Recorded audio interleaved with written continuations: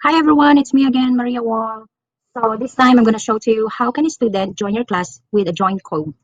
So in our Miss Rihanna's class, I have a join code already, and then we will just click this one and then click join class and then ask your teacher for the class code, then enter it here. This is a quick and easy way to get students into your class. So by displaying the join code, students can log in into Google Classroom.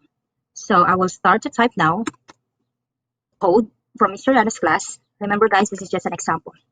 So after I type the code, I will click join. Let's see what will happen. So I'm in Mr. Yan's class already. People here, my teacher, classwork. So I can see my work here. This guys I'm showing to is just in student's view. Okay, and then now that we are here, in addition to that, I'm going to show to you too how to turn in worksheets or activities from the Google Docs or Google Slides or whatever you use in Google Classroom. So the first step is to click classwork. Okay, so last time I only attached the math, and then I will click this one, click view your work. Probably I'm going to click this view assignment.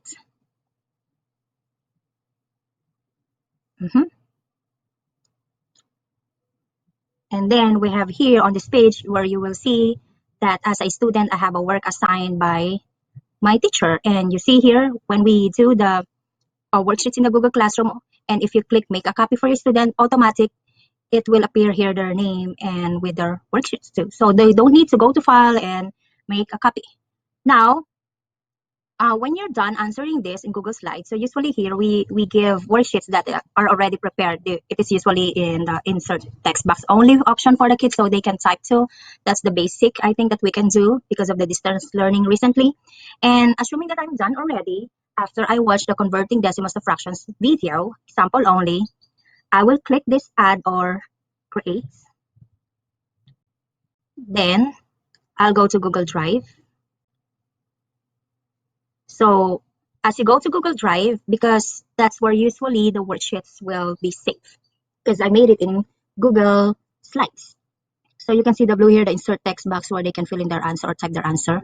And then as I am here, usually the worksheet will be in recent, so it's easy for the students to see. I will click this. As I click this, the cursor here, this add turn into a blue. Again, once you click your answer worksheets, this is the answer worksheet example, add button will turn into blue. Then click add.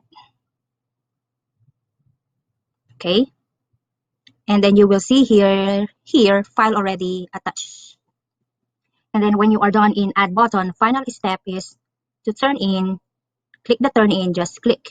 So before I click turn in here, I can type a private comments or message for my teacher. Only my teacher will see it. As far as I'm concerned, not everyone can see this because this is my own page.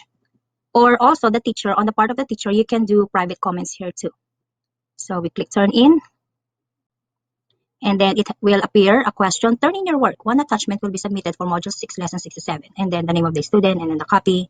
If ever you are not sure of something and you want to double check it, you can click cancel and go to that page again or the worksheet and double check it again and do the same step. And then once you're done and all is 100% sure, you can click turn in. You can see turning in, and the turning in here too is processing.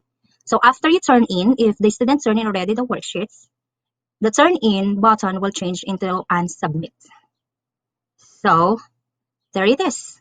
I hope this helped you a lot, fellow teachers, to assist our students. If you need a sample for the instruction, I have here a copy that I made for my students last March.